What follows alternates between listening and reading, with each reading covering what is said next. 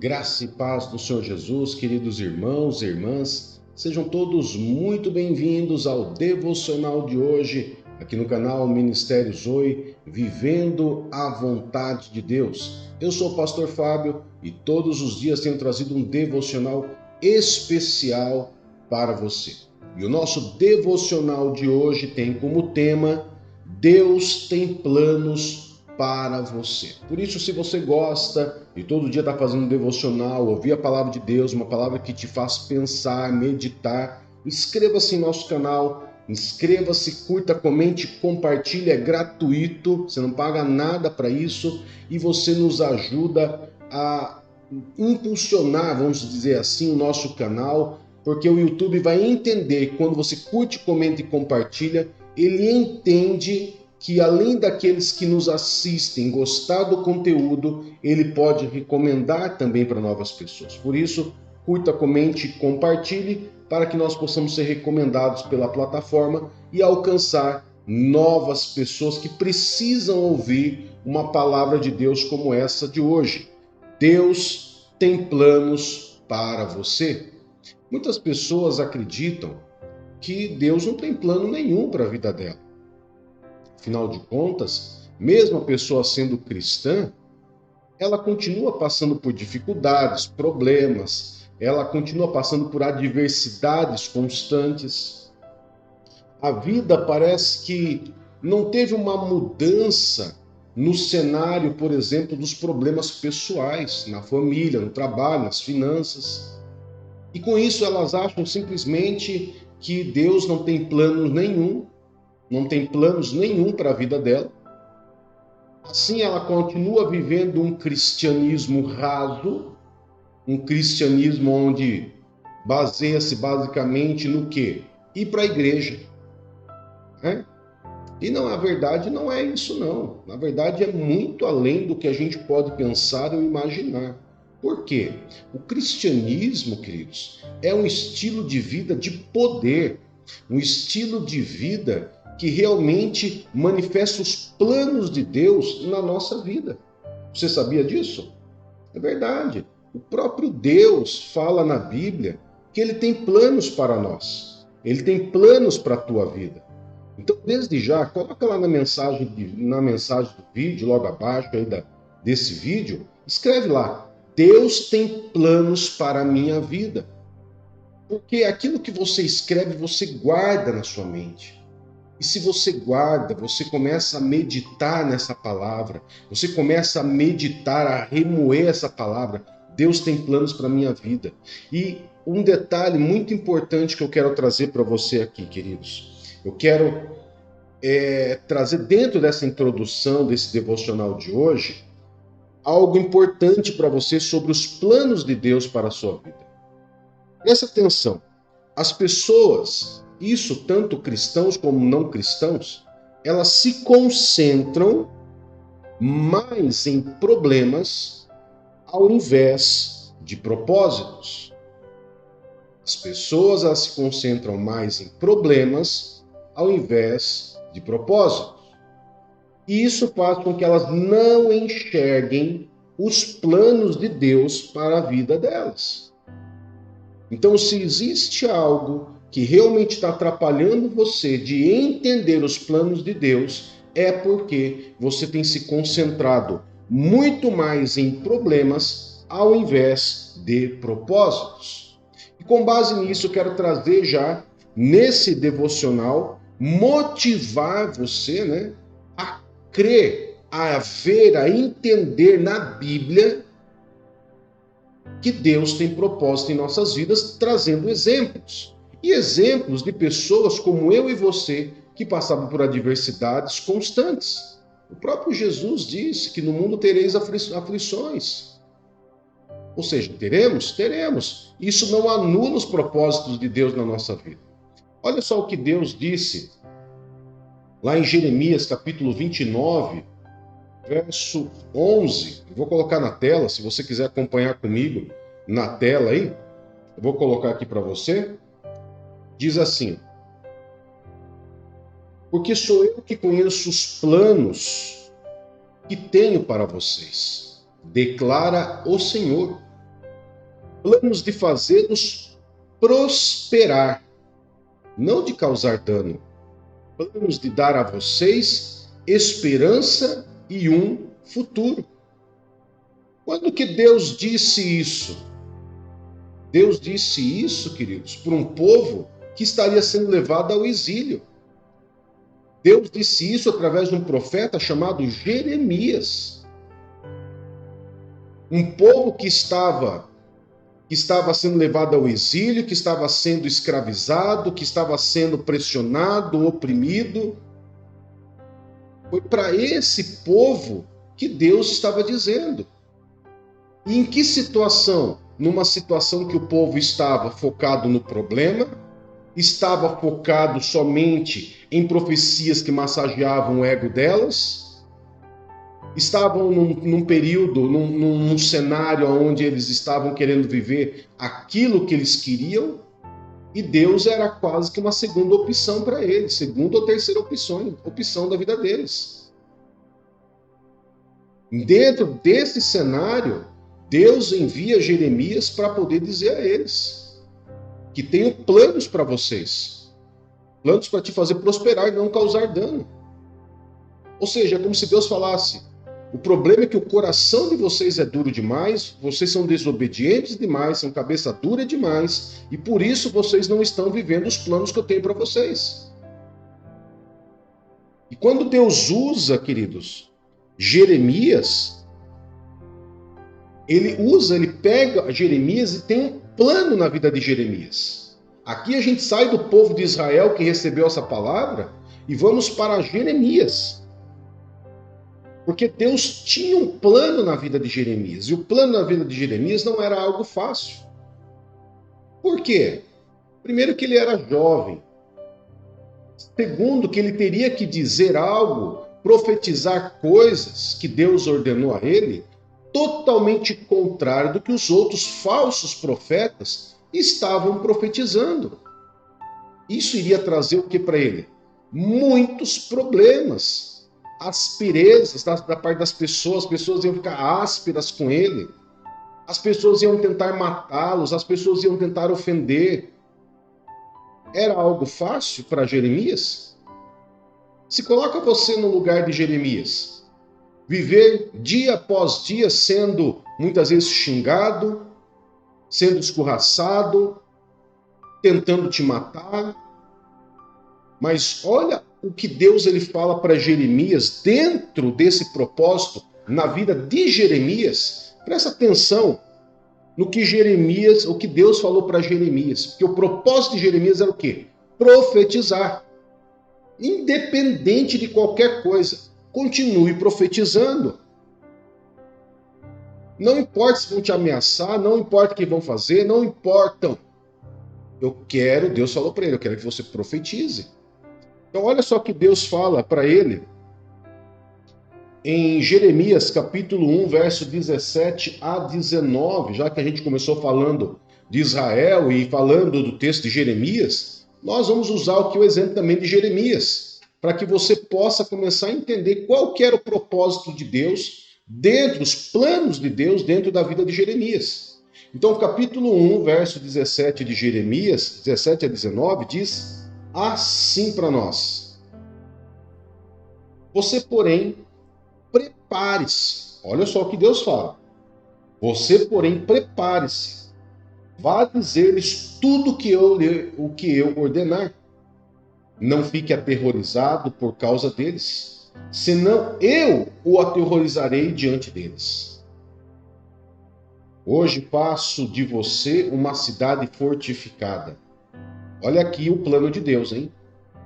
Hoje faço de você uma cidade fortificada, uma coluna de ferro e um muro de bronze contra a terra, contra os reis de Judá, contra os seus oficiais, contra os seus sacerdotes e contra o povo da terra. Eles lutarão contra você, mas não o vencerão, pois eu estou com você e o protegerei, declara o Senhor. Qual que era o plano de Deus para a vida de Jeremias? Verso 17. Vá dizer tudo que eu te ordenar, ou seja, continue profetizando. Se você não disser, eu vou aterrorizar você. Mas você vai continuar. Não fica aterrorizado com medo deles. Tenha medo de mim, não deles. Então o Jeremias foi. Esse era o plano. E o plano também de Deus não era só que ele profetizasse, ó, profetize e se vira. Não. Deus, ele tem um plano na vida de um ser humano, queridos. Ele traz a direção, o objetivo, mas ele monta toda a estrutura. E qual foi a estrutura dentro desse plano? Vou fazer de você uma cidade fortificada, uma coluna de ferro, um muro de bronze contra a terra. Contra que tipo de pessoas? Contra os reis de Judá, contra os oficiais, contra os sacerdotes e contra o povo. É como se hoje houvesse um profeta na terra que falasse contra o povo, contra os prefeitos, contra os governadores, os senadores, inclusive o presidente da República. Esse era o trabalho, era o plano de Deus na vida de Jeremias. Sofreu? Sofreu. Foi perseguido? Foi perseguido. Tentaram matar ele? Tentaram. Mas esse era o plano dele, o plano de Deus para a vida de Jeremias. Mas eu quero trazer também outro exemplo de pessoas que viveram planos de Deus, mas que não tiveram uma vida fácil. Pega o exemplo, por exemplo, de Daniel. Daniel, ele sobreviveu a 3 impérios, a 3 reinados. Nabucodonosor, Dario e Ciro. Reinados diferentes, formas de governo diferentes e, claro, perseguições diferentes. Por quê?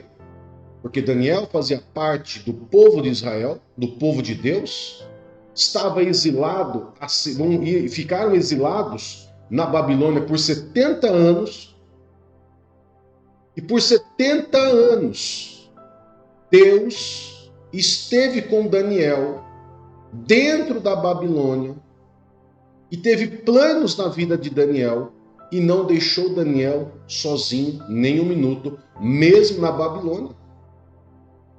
Queridos, não importa onde você mora, onde você viva, na onde você está, Deus tem planos na tua vida.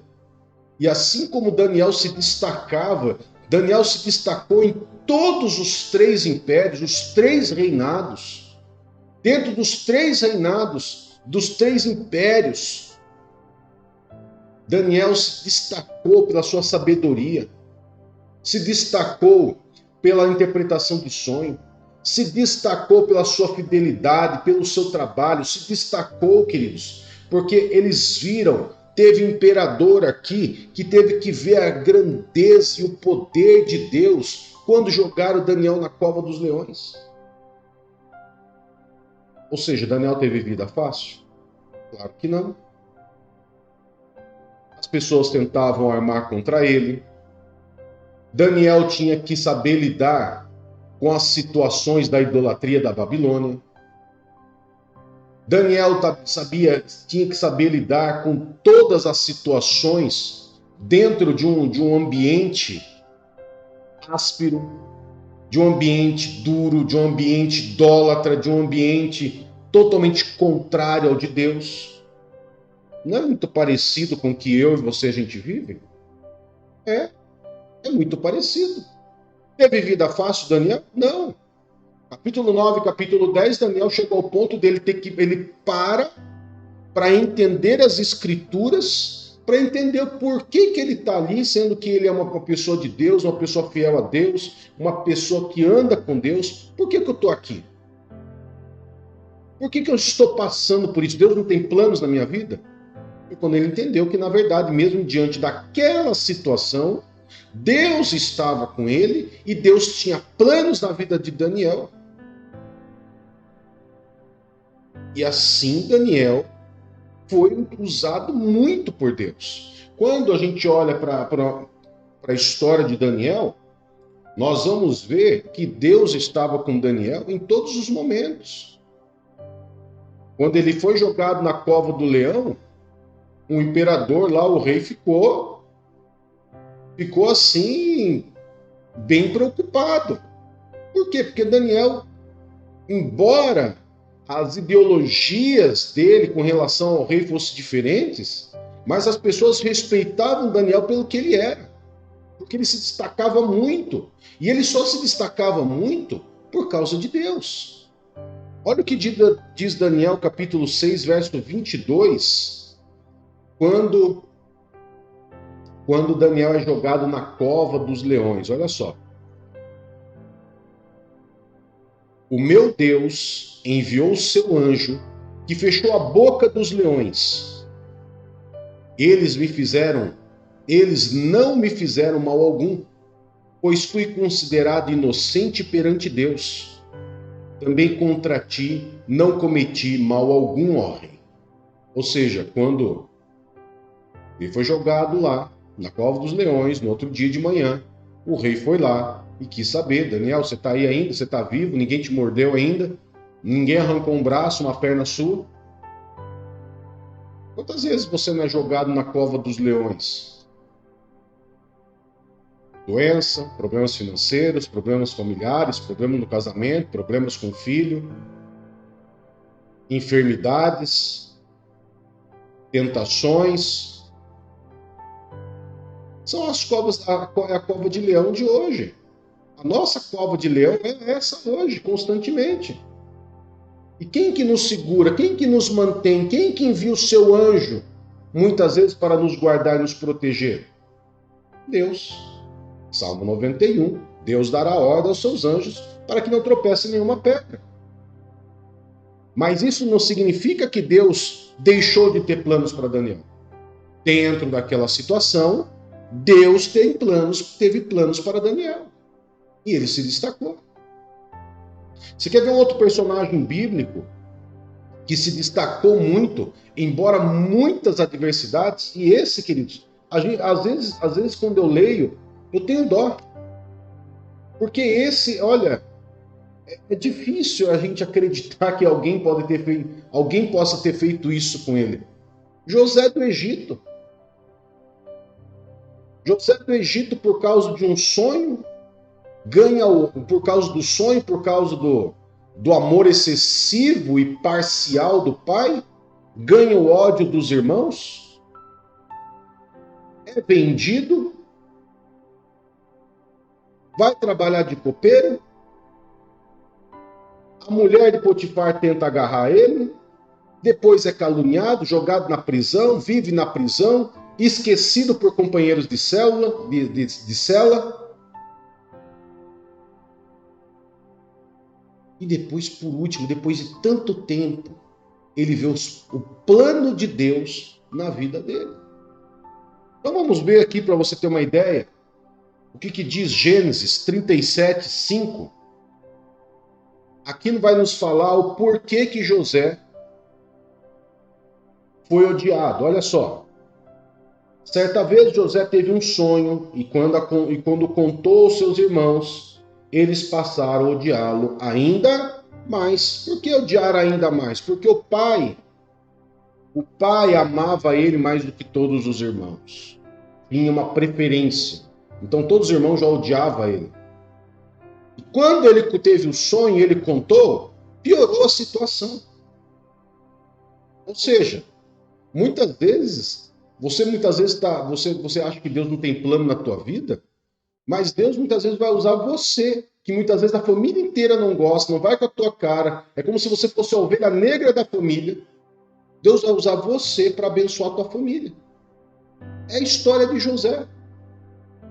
Gênesis 37, 25 a 28 vai dizer assim: ao se sentarem para comer, viram de longe uma caravana de ismaelitas, que vinha de Gileade. Os seus camelos estavam carregados de especiarias, bálsamo e mirra, que eles levaram para o Egito. Então Judá disse aos seus irmãos: que ganharemos se matarmos o nosso irmão e encobrirmos o seu sangue? Venha, vamos vendê-lo aos ismaelitas. Não levantaremos a mão contra ele, afinal é o nosso irmão, carne da nossa carne. Os seus irmãos concordaram. Quando os mercadores midianitas se aproximaram, tiraram José da cisterna e o venderam aos ismaelitas por 20 peças de prata. Assim levaram José para o Egito. Ou seja, o que já estava ruim ficou pior. Mas ele não teve um sonho? E sonho não é algo de Deus? Existem sonhos que é da nossa mente, mas os sonhos que José teve eram sonhos de Deus. Mas eu tive um sonho de Deus e aconteceu algo ruim? Sim.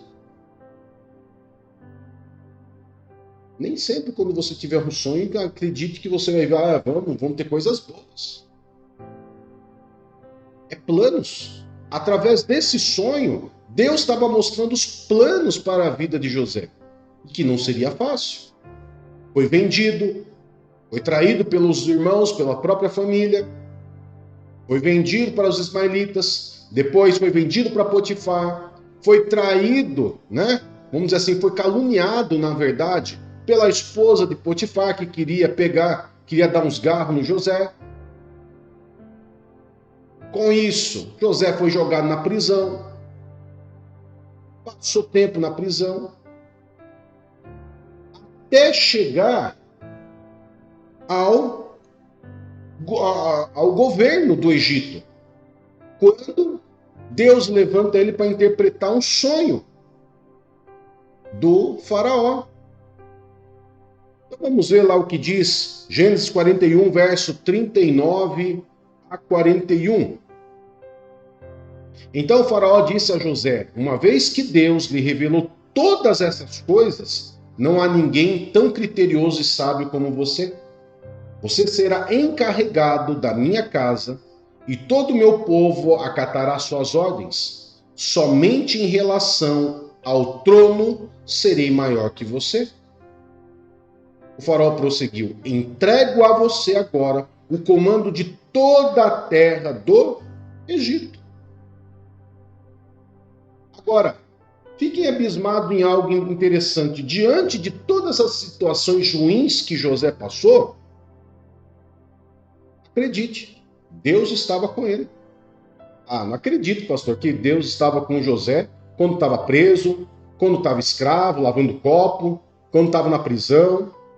Estava. Olha só, Gênesis 39, verso 2. O Senhor estava com José. Vou repetir. O Senhor estava com José, de modo que ele foi um homem próspero na casa do seu senhor egípcio. Deus estava com ele em todos os momentos. E a gente poderia listar vários outros.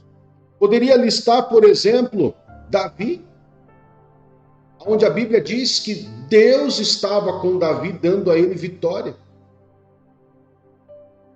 E nós poderíamos listar vários outros, como Jó, como outros vários, Abraão, Isaac, Jacó, passaram por situações de adversidades. Queridos, todos os personagens bíblicos, eles tiveram planos de Deus na vida deles e não tiveram moleza. A questão é aonde está o seu foco. Se o seu foco está no problema ou se o seu foco está no propósito. É a única coisa que você tem que mudar. Você está focado no problema, na situação, no cenário. Foque nos planos de Deus. Quando você foca nos planos de Deus, você vai perceber que mesmo diante das situações de adversidades, Deus está com você te ajudando. Deus está com você te conduzindo. Opa, se Deus está me conduzindo, então tem plano aí. Claro que tem. Se não tivesse plano, queridos, Deus não estaria nem ajudando você. Você estaria andando sozinho na ladeira. Agora, se você está passando por situações, mas você consegue ver a mão de Deus agindo, providenciando, cuidando, curando, livrando. Opa, peraí. Eu estou passando por situações, mas a mão do Senhor está sobre mim. Aí tem planos de Deus. E o que significa que no final dessa situação vai haver honra. Vai haver honra. Então para de focar no problema e foca nos planos, no propósito de Deus para a sua vida. Amém? Eu quero agradecer você que esteve aqui com a gente e, claro, reforçar que você curta, comente, compartilhe e se inscreva em nosso canal. Vamos orar? Poderoso Pai, em nome de Jesus, nós louvamos e adoramos o teu santo nome e agradecemos por mais esse dia. Que os planos do Senhor se realizem em nossas vidas e que os nossos olhos, Pai, estejam focados nos teus planos e nos teus propósitos e não nos problemas e nas adversidades que o mundo nos traz. Nos ajuda, nos capacita cada dia mais para tudo aquilo que nós tivermos que enfrentar. Guarda-nos, proteja-nos, nos dê sabedoria, discernimento para podermos passar por todas as situações que tivermos, mas que tudo seja para a honra e a glória do teu santo e poderoso nome, em nome de Jesus. Amém e graças a Deus. Que Deus te abençoe, que Deus te guarde. Até mais. Tchau, tchau.